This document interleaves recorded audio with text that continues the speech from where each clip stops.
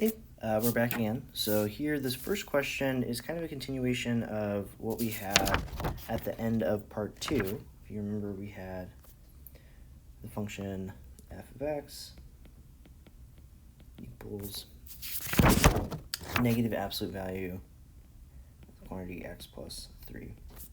So if you kind of remember what we said earlier, first we have a shift 3 to the left, and then 2 we are flipping across the x-axis. So if we want to take that step by step, first take this point, shift it over 3 to here, and that is going to look like this when it gets shifted. So that would be our first part, just shifting it 3 over. And then we also have a reflection across the x-axis. So that is going to look like this, just kind of taking it, what we have, and turning it upside down. So that would be our full transformation. Now moving on to the next question. Here we're given a function, and we want to list the transformations here that are being done to it. So first, we always want to cover our horizontal shift. So it is being shifted left by this 1. So now on our graph, that's going to look like this. So everything is just going to happen 1 to the left, right? Next, we have a vertical stretch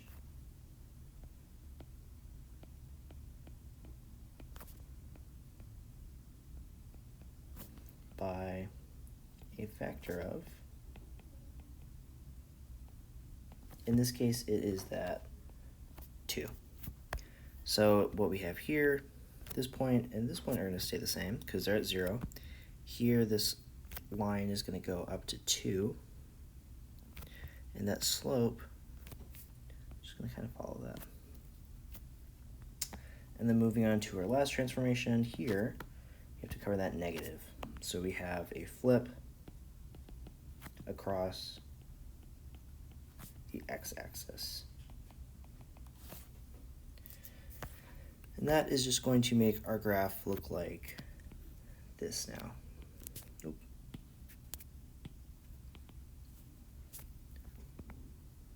There we go. Awesome. Perfect. This part here is going to continue on to the next page. So I'll see you there. And I'm back. Just to recap, the transformation that we were given is y equals g of 2x minus 3, given that this is g of x. So first, we have to cover this multiplier. Because that's on the x, instead of a stretch, that's going to be a shrink. So it's a horizontal shrink by a factor of. So that is going to take our graph kind of to have it, or take it, like kind of cut the horizontal distance in half and leave us with this. So what we're doing is we're taking the 4, or the negative 4 divided by 2, and that is going to give us our new negative 2. So this point is analogous to that point. We also now have this vertical shift that we have to deal with. So this here is just saying shift down by 3, just because we're subtracting it. So here, we're going to take the 4, it's going to go down to 1. This point here is going to go down to negative 3, and this point is also going to go down to negative 3. So our graph then is going to become this. perfect. There we go. Moving on to here, we have a little bit more it's a little bit more complicated. But our first step, again, is just to kind of list the transformations. So here we have a horizontal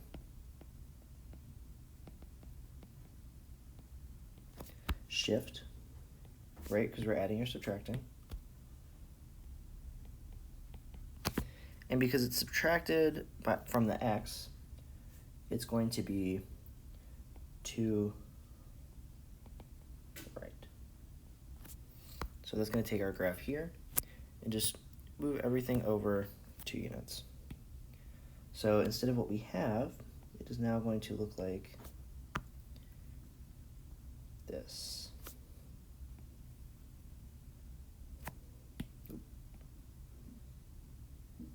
There we go. Now on to the next part, we have a vertical stretch of a factor of 2.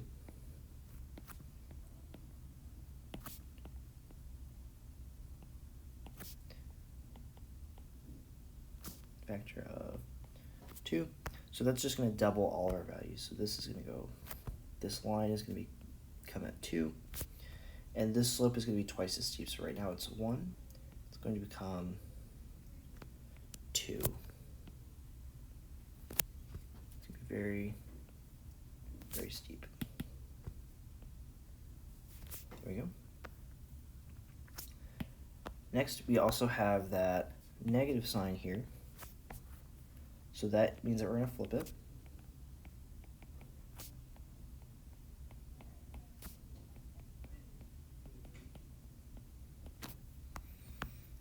So we go here. It's going to look pretty similar, just instead of being in the positive range up here, it's going to be negative. So that is going to look like this. So this part is going to look like this, and then continuing, we are going to have the rest of our function like that.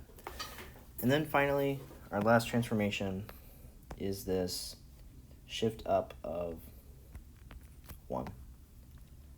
So for the fourth part, we are shifting up 1. So everything is just going to move up by 1.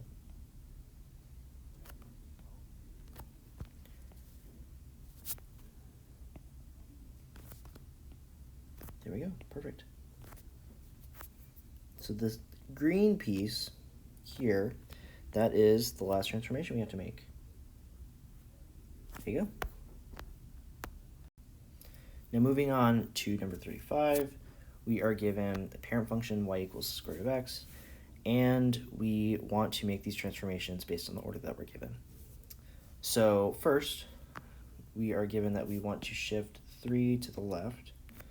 So that is going to become root x plus 3. Remember, because the term on the x is going to be the opposite of the direction that we're actually going. Now we want to vertically stretch by a factor of 4. So that means that we'll just multiply the whole thing by 4. Want to reflect across the x-axis, which means that we multiply by -1. So we'll have -4 square root of x plus 3. And then finally, we want to shift up 5 units, which means that we're going to add a 5 to the very end.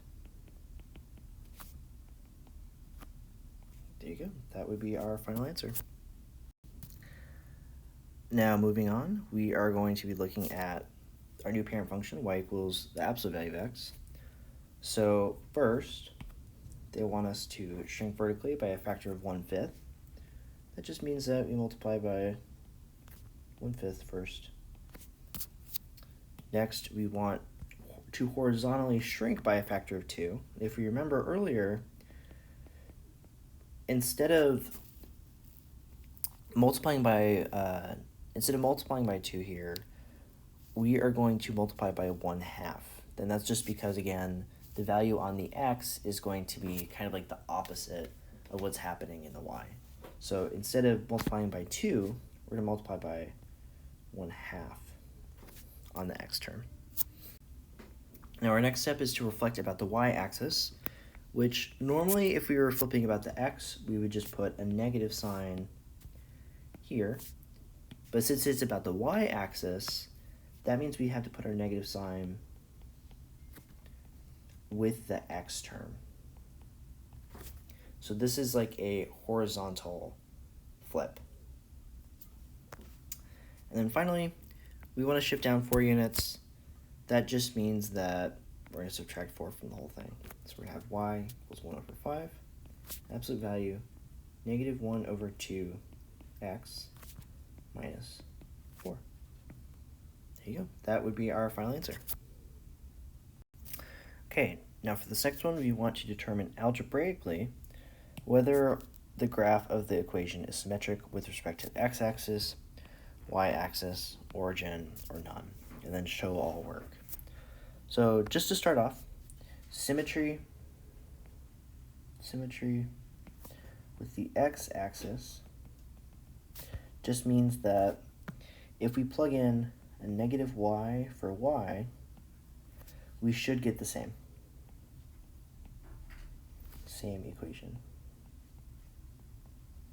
And that just makes sense because if you think about it, for it to be symmetric with respect to the x-axis, it should kind of look like this. So if we have any y value, there should also be a negative y value that works. That is the exact same. So now moving on, for symmetry with the y-axis,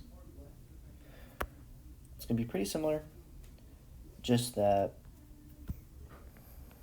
symmetry with the y-axis,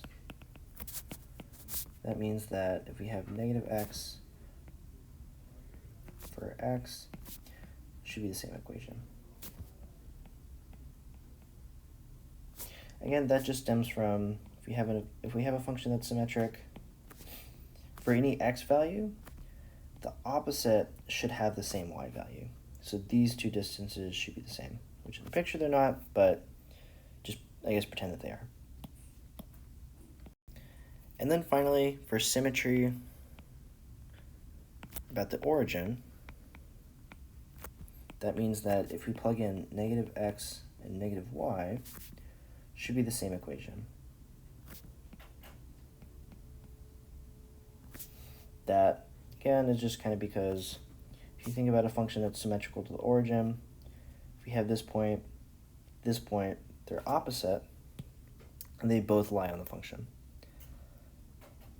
So now what we want to do is take these and kind of use those to analyze what we have over here. So I guess starting with our first function, let's test for symmetry in the x-axis first. So if we plug in a negative y equals 3x squared plus 2, that will give us negative y equals 3x squared plus 2. This is not going to be symmetric about the y-axis. So that one is going to fail there. Next, we want to check about the y-axis. So we have y equals 3, negative x squared plus 2. That, if we kind of distribute everything, will give us y equals 3x squared plus 2. If we look, that is exactly the same as what we're given. So this one, it is going to be symmetric about the y-axis. And then moving on to that last one, we want to just check for, if we say negative y equals 3 times negative x squared plus 2, distributing everything again will give negative y equals 3x squared plus 2, which, as we saw earlier, is not the same as what we were given. So this one is going to be symmetric about the y-axis only. So for A, we're going to write symmetric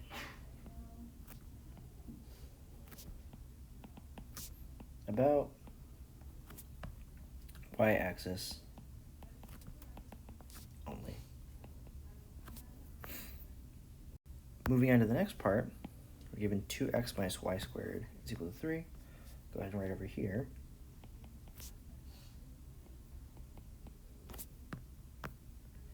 Now, checking for symmetry about the x-axis, if we plug in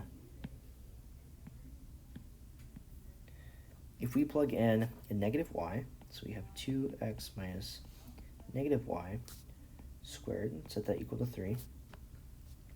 If we go ahead and square this, we're going to get the same thing. 2x minus y squared is 3. That is exactly the same as what we were given, so we're good. For the y-axis, we'll get 2 times negative x minus y squared is equal to 3, or negative 2x minus y squared equals 3, which is not the same. And then finally, just checking for symmetry about the origin, we will have 2 times negative x minus negative y squared equals 3. Distributing here, we get negative 2x. This will become minus y squared. The whole thing is equal to 3, and that is not equal to what we were given. So this is symmetric about x-axis only. Because it passes the test for the x-axis, does not pass any other tests. And then moving on to that last one, we're given x squared plus 3xy is equal to 2. So checking for the x-axis, we'll have x squared plus 3x negative y equals 2. Distributing this, we'll get x squared minus 3xy is equal to 2. That is not the same. Testing for the y-axis, we'll have negative x squared plus 3 times negative x times y is equal to 2. This will become x squared minus 3xy equals 2. That's not going to work, just because that's not the same. And then finally, we're going to check about the origin by setting x to negative x and y to negative y. So we'll have negative x squared plus 3 negative x negative y is equal to 2. So that first term will become x squared plus 3. These two negative signs are going to cancel out, so we'll get 3xy is equal to 2. And this one is exactly the same. So we're good. Which means that this last function is symmetric about the origin only.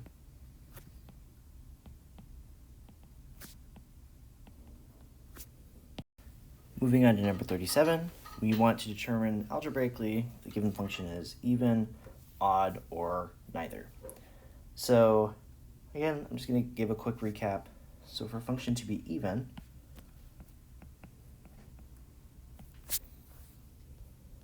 that just means that if we plug in negative x, it should be the same as the original function. For it to be odd, we want, if we plug in f of negative x, to get negative f of x. So basically an even function is going to have symmetry about the y-axis, if we kind of remember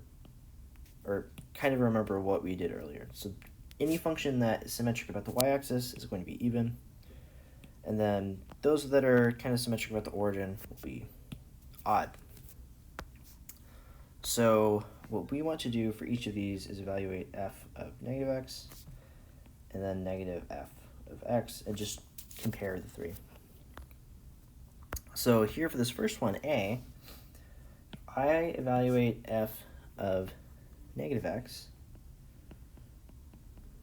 that's going to be negative x to the fifth plus negative x to the third. Now, because this is being raised to the fifth power, we would have a negative x to the fifth.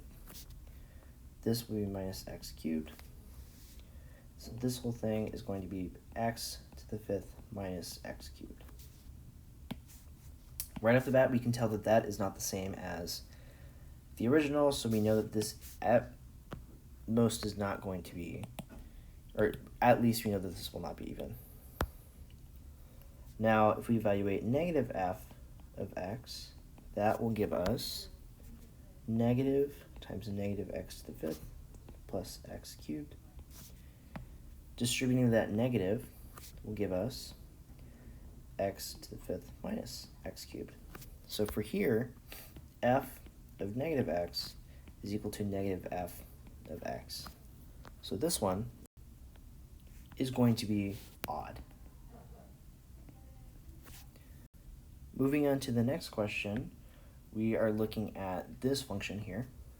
So my first thing is going to be evaluating f of negative x. It's going to be the same as 3 times negative x raised to the fourth plus 2 on negative x squared plus 5, which here is going to become 3. Negative x raised to the fourth is just x to the fourth plus 2, negative x squared is just x squared plus 5. So here f of x is equal to f of negative x, which means that this function is even.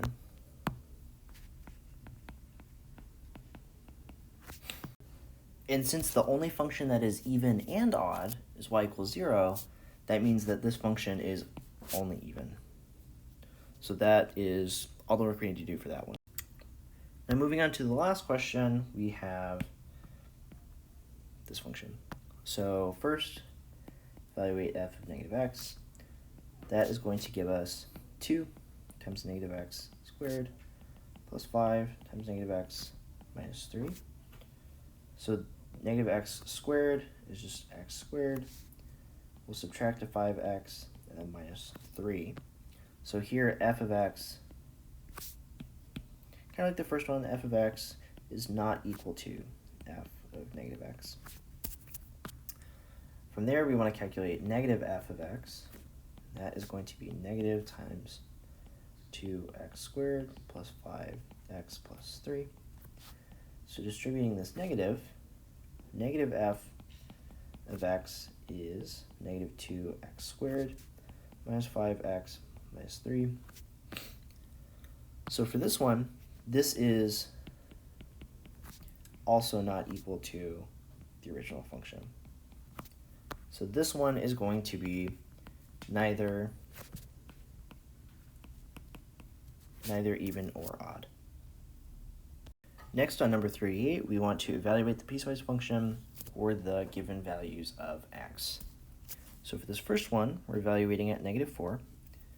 Negative 4 is going to fall into this range, because negative 4 is less than negative 1, which means that this is the function that we are going to use to evaluate that. So plugging in negative 4, we have minus 4 times, instead of x is a negative 4, plus 2. This is going to give us 16 plus 2. So that means g of negative 4 is equal to 18. Next, we want to evaluate g of negative 1. Negative 1 falls into this range because we have that or equal to here. So negative 1 falls in here, which means that we are going to use this function to evaluate that.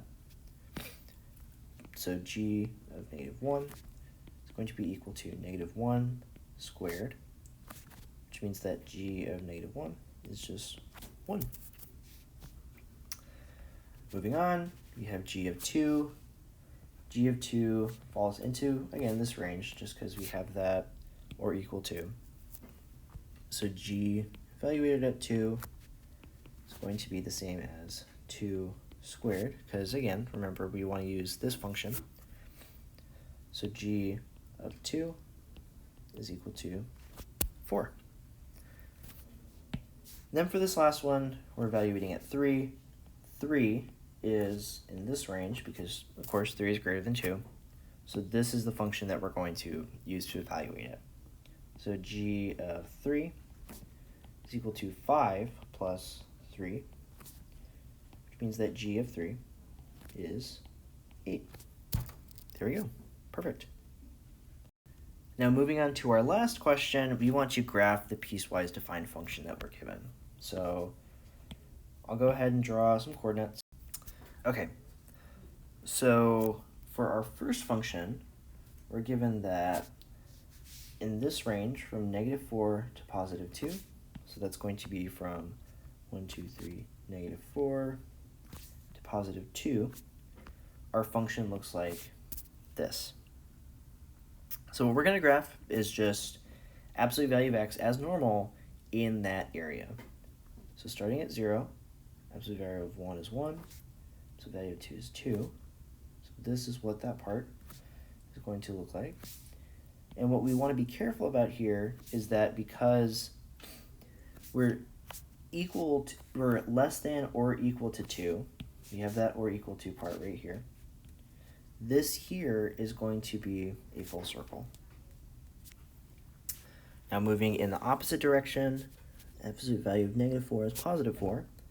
Again, because we have that or equal to, it is going to be a full circle. And then we'll just connect that back over to our origin. For the next part, we have that in this region, so from x of 2 and on, our function looks like -x plus 2.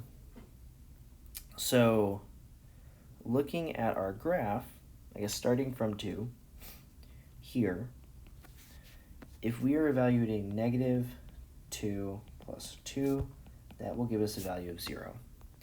And since this does not have an or equal to sign, it's just greater than, that is going to be an empty circle. Let me go ahead and erase a little bit. So starting at 2, and then going down at a slope of -1. So this, not a full circle. There we go. This is going to be our piecewise function. Perfect. Now, we just ask you to subscribe, like, and stay tuned for part 4. Thank you.